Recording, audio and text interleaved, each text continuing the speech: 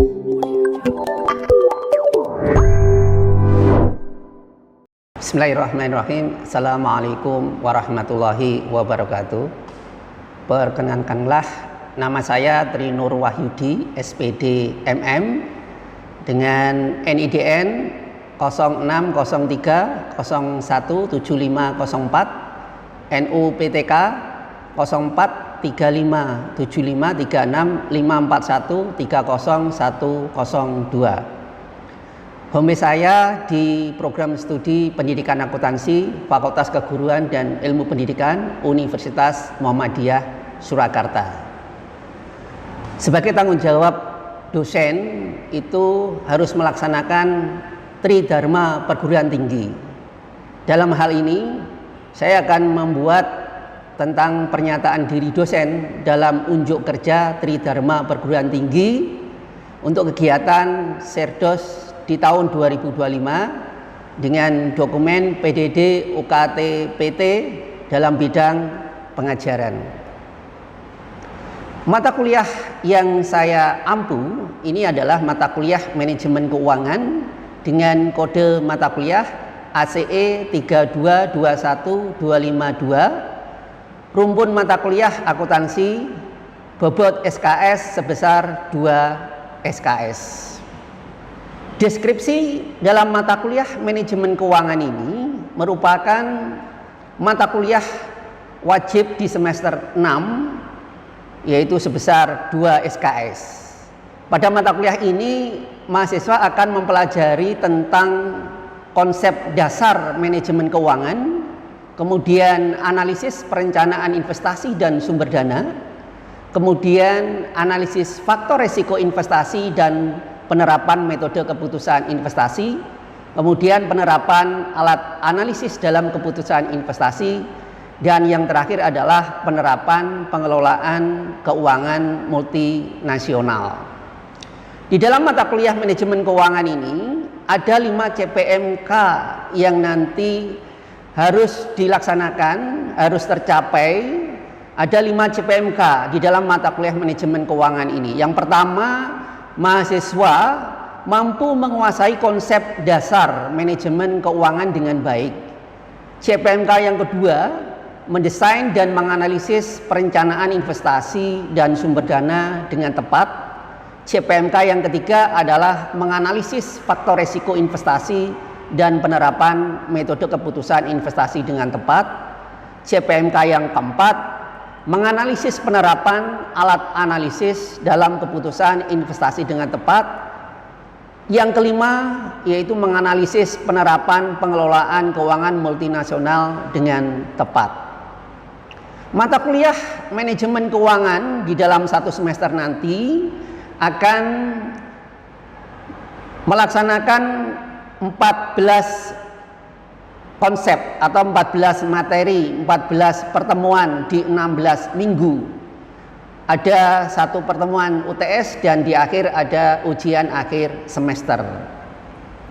Metode dan model pembelajaran yang akan dilaksanakan di dalam mata kuliah ini, yang pertama dengan menggunakan metode pembelajaran ceramah, diskusi kelompok, penugasan proyek kolaboratif, lalu latihan studi kasus. Lalu metode berikutnya adalah presentase dan umpan balik.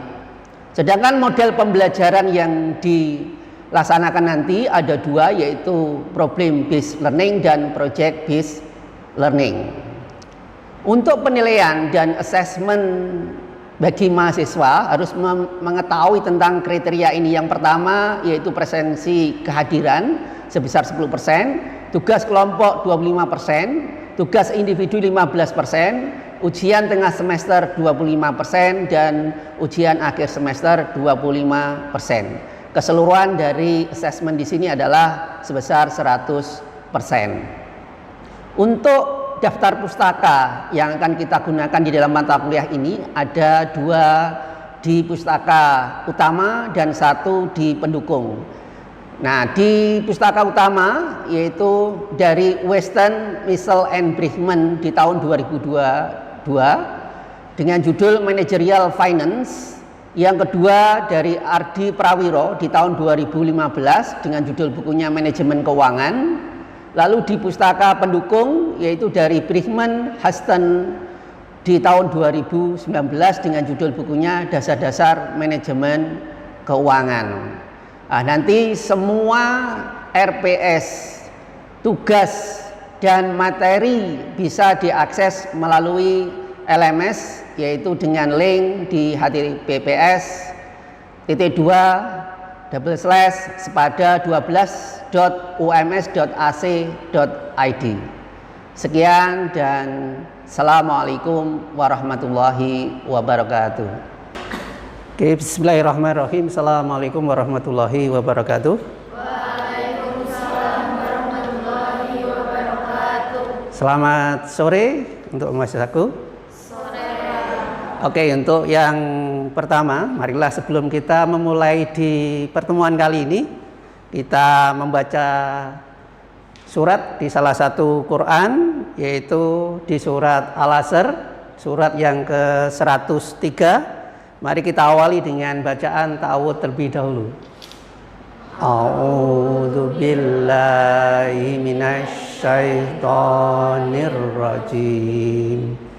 Bismillahirrahmanirrahim. Wal 'asr innal insana lafi khusr illal ladzina amanu wa amilus sholihati wa tawassaw bil haqqi wa tawassaw bis sabr. Shadaqallahul adzim. Oke, di pertemuan kali ini kita akan meneruskan topik atau materi yang minggu lalu kita sudah bahas. Nah, masih ingat kan untuk topik minggu lalu, yaitu tentang resiko investasi. Oke, kalau begitu, kalau masih ingat, kira-kira ada berapa resiko di dalam investasi itu? Ada 3. Oke, sebutkan. Resiko bisnis, resiko likuiditas, lalu resiko tingkat bunga. Nah, dari ketiga resiko di dalam suatu investasi ini akan kita lanjutkan. Sebetulnya di dalam suatu bisnis, perusahaan itu mempertimbangkan adanya beberapa tingkat resiko dengan tujuan yang minggu lalu kita sudah bahas, supaya tidak adanya suatu tingkat kerugian. Nah, kalau kita membahas tingkat kerugian itu kan untuk menghindari atau meminimalisir dari tingkat kerugian perusahaan ataupun investor, maka kita harus mengetahui tentang metode yang akan kita pakai, memakai alat analisis apa. Maka di pertemuan kali ini nanti akan membahas tentang apa yang disebut dengan namanya metode penilaian investasi. Nah, oke, di dalam metode penilaian suatu investasi, ini saya kasih kasus. Misalkan saya memberikan kegiatan awal untuk apersepsi. Kalau misalkan saudara diberikan tugas, saudara sebagai bagian manajer keuangan yang untuk menganalisis, untuk menentukan kira-kira ada 2 beban yang harus ditanggung oleh manajer keuangan itu, untuk menimbang kira-kira dikasih uang misalkan 5 miliar gitu. Nah, apakah dia mengembangkan suatu bisnisnya atau dia tetap untuk pindah usaha? Nah, ini jangan sampai nanti di dalam menentukan bisnis yang dia ambil suatu keputusannya salah begitu. Nah, tidak bisa misalkan manajer keuangan itu hanya menentukan atau memutuskan sesuatu itu harus hanya berdasarkan suatu insting saja, atau ya sudah pokoknya insting saya begini saya pilih ini, tidak bisa gitu. Maka dari itu pentingnya di dalam kita menganalisis tentang jenis-jenis metode penilaian investasi itu adalah untuk meminimalisir adanya suatu tingkat kerugian. Penting sekali di sini. Nah, maka di dalam topik kali ini, nah yang perlu kita bahas ketika nanti saudara mempelajari tentang topik penilaian atau metode penilaian investasi, capaian pembelajaran mata kuliah yang akan kita ini capai yaitu apa di sini? Menganalisis faktor resiko investasi dan penerapan metode keputusan investasi dengan tepat. Nah, di dalam capaian atau CPMK yang pertama kemarin untuk faktor resiko sudah kita bahas. Maka kita lanjutkan yaitu tentang penerapan metode keputusan investasi.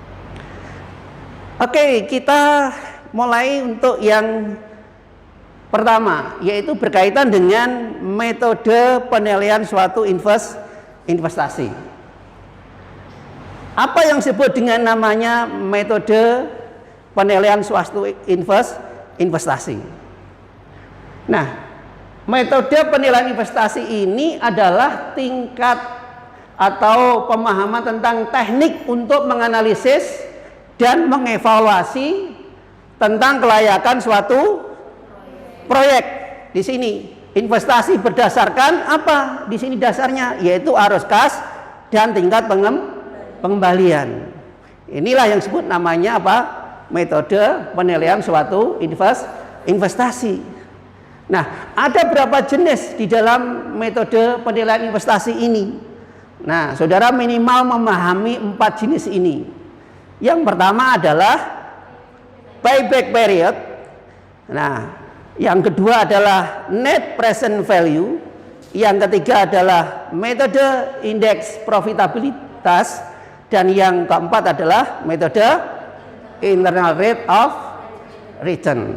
Nah, nanti akan kita bahas satu persatu secara singkatnya saja begitu. Nah, nanti untuk mahasiswa ini akan memperdalam, saya kira materinya sudah dibaca sebelumnya begitu. Tinggal kita nanti untuk membahas di dalam kasus-kasus yang ada di sini. Oke, yang pertama kita bahas dulu yaitu tentang metode yang disebut namanya payback period. Metode payback period ini adalah tingkat pengembalian, jangka waktu tingkat pengembalian dari suatu rencana investasi di sini. Nah, kita ingin menggunakan metode ini. Metode ini sangat cepat untuk diketahui hasilnya. Dengan cara bagaimana?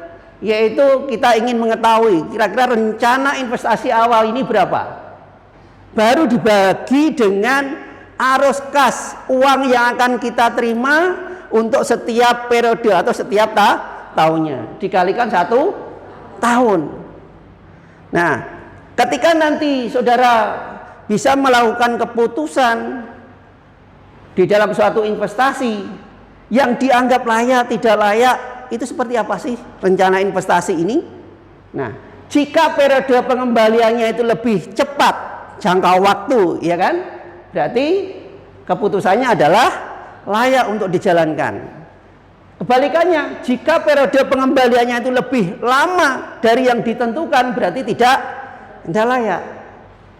Nah, coba kalau misalkan dua-duanya itu layak, menurut saudara gimana itu? Layak semua gitu. Kalau menggunakan metode ini yang dipilih yaitu dengan apa? Periode jangka waktu yang apa? Lebih cepat. Oke, itu adalah dengan menggunakan metode payback period.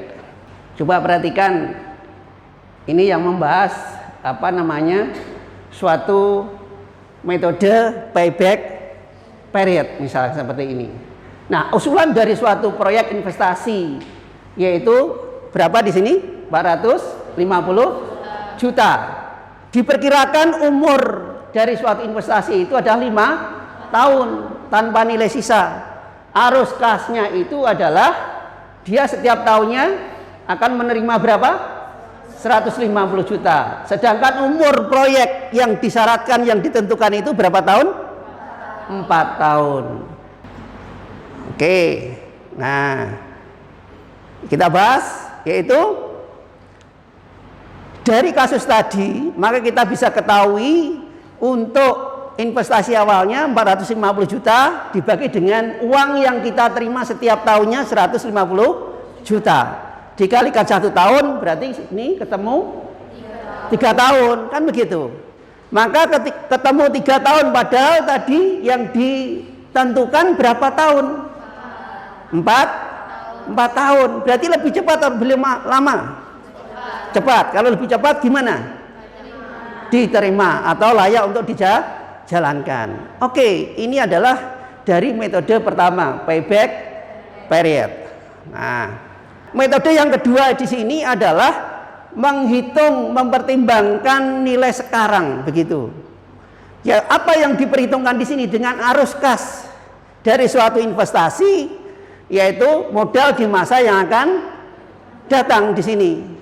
Nah, itu dengan menggunakan apa? Tingkat suku bunga, kemudian dibandingkan dengan nilai investasi awal, begitu. Nah, bagaimana cara untuk melakukan pengambilan keputusan? Oke, kalau tadi payback period itu adalah jangka waktu yang lebih cepat. Sedangkan kalau net present value, ketika nanti hasilnya itu positif, begitu, maka rencana investasi itu untuk diterima. Kebalikannya, kalau NPV-nya itu nanti negatif, berarti ditolak, begitu. Nah, ini kejadian ini. Kalau misalkan sama-sama ada 2 pilihan kasus, NPV-nya sama-sama positif, itu kan layak. Padahal saudara harus memilih dari salah satu. Yang dipilih yang apa? Yang nilainya positif itu lebih tinggi atau lebih kecil? Lebih tinggi. Setelah NPV, maka ada ketiga atau metode ketiga itu adalah profitability index. Nah, profitability index ini adalah membandingkan antara present value dengan present value arus kas dengan investasi awal. Yang tadinya sudah kita cari di sini present value-nya tadi dibagi dengan investasi awal. Nah, contoh misalkan dari kasus sebelumnya itu, ini kita bisa mencarinya present untuk PI-nya atau profitability index-nya ini. Yang PI untuk present value-nya adalah sebesar 716 juta. Dibagi dengan investasi awal, berarti hasilnya apa? Positif apa negatif? Positif. Bagaimana cara untuk menentukan ini kriteria penilaian? Jika PI atau profitability index-nya itu lebih dari 1, maka keputusan investasinya adalah diterima. Kebalikannya, kalau nilai profitability index-nya itu kurang dari 1, maka di sini ditolak. Kita lanjutkan untuk metode yang keempat yang disebut namanya internal rate of return. Metode ini adalah ingin mengetahui tentang kepastian tingkat keuntungan yang akan didapatkan di sini, yaitu internal rate of return. Nah, kita ingin mengetahui dari nilai NPV-nya tadi yang sudah kita ketahui itu 0. Nah, ada beberapa metode IRR ini adalah apa? Coba-coba, trial and error. Kira-kira kepastian untuk tingkat berapa persen sih keuntungan yang didapatkan itu? Nah, dari pemahaman tadi net present value, maka kita bisa mengetahui keputusan investasi ini dengan menggunakan metode IRR ini. Jika nilai IRR-nya ini lebih besar dari tingkat keuntungan, maka usulan investasi ini diterima atau tolak? Diterima. Kebalikannya, jika IRR-nya tingkat keuntungan yang didapatkan itu lebih kecil dari yang ditentukan, ditolak. Oke, maka nanti bisa mencarinya adalah coba. Nah, seperti ini. Nah, maka kalau kasus ini ketemunya berapa sih dari tentuannya ini? Nah, dari nilai NPV-nya tadi ketemu berapa persen? 12%. Lalu kita coba misalkan 13%. Untuk menentukan IRR itu adalah ketemu antara hasil net present value-nya itu negatif ketemu positif. Baru nanti kita bisa memastikan berapa nilai keuntungan yang akan kita peroleh, yaitu internal rate of return.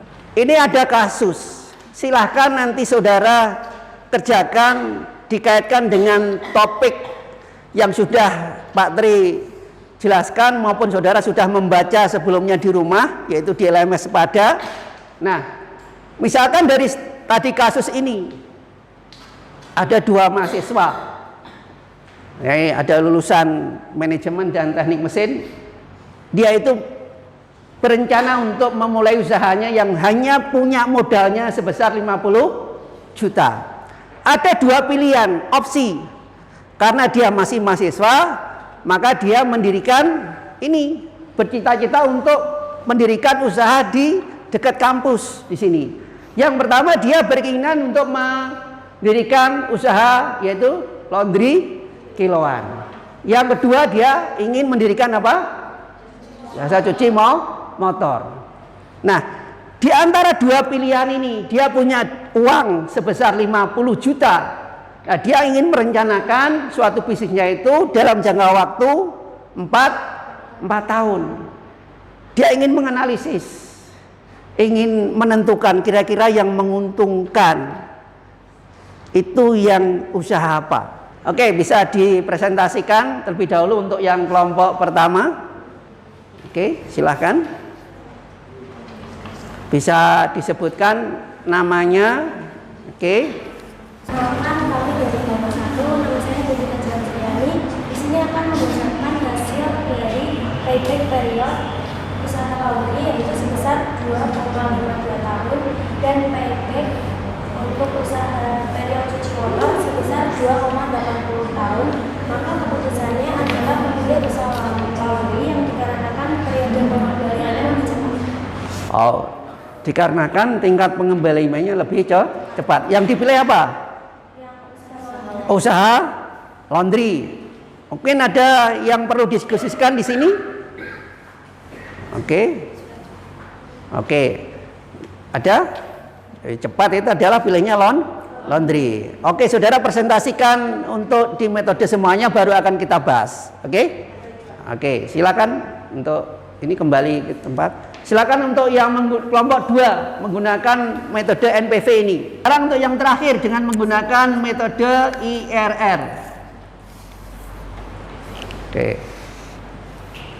Baik, kami dari kelompok 4 mempresentasikan hasil IRR dari perhitungan untuk usaha laundry dan cuci motor. Hasil yang diperoleh dengan menggunakan metode IRR untuk usaha laundry sebesar 18,17%, sedangkan untuk usaha cuci motor sebesar 18,2%. Maka usaha yang dipilih dengan menggunakan metode IRR ini adalah laundry kiloan karena persentasenya lebih besar dari cuci motor. Oke, berarti semuanya yang dipilih adalah usaha laundry. Nah, dari keempat metode tadi yang dipaparkan oleh masing-masing kelompok, nah, saudara bisa ini berdiskusi. Kalau menggunakan payback period, ternyata yang dipilih adalah usaha laundry. Karena apa? Jangka waktu pengembaliannya lebih cepat. Kalau menggunakan, kita hitung dengan menggunakan net present value, itu juga apa? Net present value-nya juga lebih tinggi ternyata, yaitu laundry yang dipilih juga. Yang berikutnya adalah profitability index-nya. Indeksnya juga apa? Yang lebih tinggi adalah usaha laundry. Begitu juga tadi kelompok 4, menghitung, menganalisis untuk melakukan pengambilan keputusan, yaitu memilihnya adalah usaha laundry. Nah, kalau semuanya ini memilih laundry dengan atas dasar pertimbangan tadi, ya kan? Tadi kan saudara menimbang-nimbang dari jangka waktu, tingkat keuntungan yang didapatkan, indeksnya tinggi, net present value-nya juga tinggi, kan begitu? Nah, maka disarankan, ya kan? Kalau nanti saudara bekerja di bidang keuangan, saudara punya dasar. Ini loh, dari keempat metode hasilnya adalah sama. Berarti yang disarankan itu adalah membuka usaha laundry, kan begitu. Nah, inilah praktek di lapangan, begitu kan? Kita sederhana aja dengan kasus-kasus itu. Kita bisa menerapkan untuk ke 4 metode tadi. Diharapkan dengan menggunakan metode ini secara teori, prakteknya nanti juga apa? Menghindari dengan namanya tingkat resiko. Oke, ini adalah dengan menggunakan metode atau penilaian di dalam suatu investasi. Ini yang direkomendasikan dari keempat kelompok tadi, yaitu supaya mendirikan usaha laundry atas dasar pertimbangan tadi. Nah, oke, sudah kita membahas dari tadi mulai secara fundamental teori apa itu metode penilaian, jenisnya, cara menghitungnya, ya kan? Dengan menggunakan keempat metode tadi, ya kan? Diharapkan bisa menghindari tingkat resiko atau meminimalisir dari tingkat resiko kerugian yang ada. Nah, saudara sudah paham di sini. Maka untuk di terakhir, untuk memberikan suatu refleksi apa yang saudara tadi pelajari di sini. Nah, bisa refleksi ini mungkin dari Mbak Airin gimana nih dengan mempelajari teori ini, apa yang saudara dapatkan ini, coba. Jadi kami bisa mendapatkan sudut pandang baru soal bagaimana sebuah perusahaan mengambil keputusan investasi. Jadi tidak sembarangan, namun ada perhitungannya masing-masing. Ada perhitungan masing-masing. Iya. Oke. Ya, coba. Nih, ada lagi? Silakan. Nah, dengan mempelajari ini gimana tadi mempraktekkan menghitung itu, coba. Ya. Untuk menghitung dengan menentukan risiko investasi ini itu juga harus dipikirkan risikonya, maka harus dihitung sesuai metode masing-masing. Oh, dengan metode masing-masing. Oke. Oke, ini ada quiz yang nanti saudara bisa klik di link ini gitu.